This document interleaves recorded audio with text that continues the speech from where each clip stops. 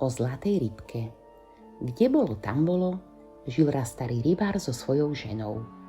Bývali v malej chatrči pri mori, kde vlny neprestajne šumeli a vietor spieval pesničku o nekonečných diaľkach. Starček bol dobrý a tichý človek. Každé ráno si vzal svoju starú sieť a šiel k moru. A hoci ryby nešli každý deň, nikdy sa nesťažoval.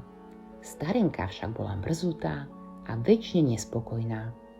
Na čo mi je muž, ktorý mi neprinesie ani poriadnu rybu? Hundrala si často popod nos. Jedného dňa, keď slnko práve vychádzalo nad hladinou, hodil starček sieť do mora. Prvý raz ju vyťahol prázdnu, druhý raz len chaluchy a kúsok dreva. Ale keď hodil sieť tretíkrát, zrazu sa v nej niečo zalesklo. Z vody sa na ňo dívala zlatá rybka. Očka jej svietili ako dve hviezdy a šupinky žiarili ako 1000 slniečok. Starček, prehovorila tenkým hlasom, pusť ma späť do mora a ja ti to splatím. Splním ti každé želanie. Starček sa zľakol, lebo ešte nikdy nepočul rybu hovoriť. Ale bol dobrosrdečný. Ach, čo by som ja od teba pýtal, rybička? Povedal ticho. Choď, plávaj a buď slobodná. A pustil ju späť do mora. Keď sa vrátil domov, starenka už stála vo dverách s rukami v bok.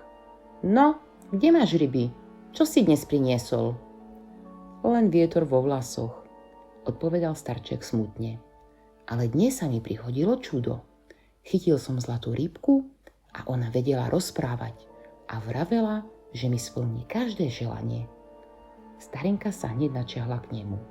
Rozprávať hovoríš? A ty si ju pustil? Ty starý táraj, prečo si niečo nevypýtal? A čo by som mal žiadať? Spýtal sa pokojne starček. Aspoň nové korito, veď sa mi to staré rozpadáva pod rukami. Starček si povzdychol, ale vedel, že starenke neodvráva. Zobral teda sieť a vrátil sa k moru. Morské vlny šumeli, ako by si čosi šepkali. Starček zavolal. Zlatá rybka, prosím ťa, ukáž sa mi. Voda sa rozvlnila a z mora sa vynorila rybka. Čo si praješ, starček? Spýtala sa. Moja stará žena ťa pozdravuje, povedal nesmelo. Prosí, aby si jej dala nové korito. Rybka sa usmiala. Choď domov, starček, už ho má. A stratila sa v mori. Keď starček prišiel domov, starenka naozaj mala nové korito. Lesklé, pekné, vyrezávané. Ale namiesto vďaky len mávla rukou. To je všetko? Takú krásnu rybu si mal a pýtal si len korito? Choď späť, povedz jej, nech nám dá nový dom. Starček sa zamračil. Ale veď máme strechu nad hlavou. Strechu? To voláš strechu? Veď nám každú noc klapka do postele. Choď a žiadaj. Starček si opäť povzdychol, zobral sieť a šiel k moru. More už nebolo pokojné. Vlny boli vyššie a vietor fúkal silnejšie. Zavolal. Zlatá rybka, prosím ťa, ukáž sa mi. Rybka sa objavila, no jej zlaté šupiny sa leskli menej ako predtým. Čo si praje tvoja žena tento raz? Spýtala sa. Chce nový dom, odpovedal smutne starček. Choď domov, starček, povedala rybka. Už ho má. A voda sa za ňou potichu zavrela a more znovu stíchlo. Keď sa vrátil, pred starou chatrčou stala nová chalupa s bielými múrmi, záhradkou a lavičkou pred dverami. Starenka stala v okne a kričala. No konečne, ale vieš čo? Tá rybka by mohla byť ešte štedrejšia. Choď a povedz jej, že chcem byť pani domáca, nie len obyčajná dedinčanka. Starček sa ju snažil presvedčiť. Žena, už máme viac, než sme kedy mali. Buď spokojná. Spokojná? A ty by si bol spokojný s deravými šatami? Choď a neodvrávaj. Starček šiel znova. More už hučalo, piesok sa mu víril pod nohami. Zavolal. Zlatá rybka, prosím ťa, ukáž sa mi. Rybka sa ukázala, no voda okolo nej bola kalná. Čo chce ešte tvoja stará žena? Chce byť pani domáca, šepol starček. Rybka kývla plutvou. Choď domov, už je. A veru, keď sa starček vrátil, sotva spoznal vlastný dvor. Miesto chalupy stal veľký dom a pred ním slúžky a sluhovia. Starenka sedela na lavičke v nových šatách s reťazkou na krku. Keď zbadala starčeka, zamračila sa. Poď bližšie, ale nešľap mi po nových kamenných schodoch. Starček sa len smutne usmial. To si ty, žena moja? Samozrejme, že ja. A keď už ryba plní želania, chcem viac. Choď a povedz jej, že chcem byť bohatá pani, čo rozkazuje všetkým. Starček cítil, že to nedopadne dobre, ale išiel.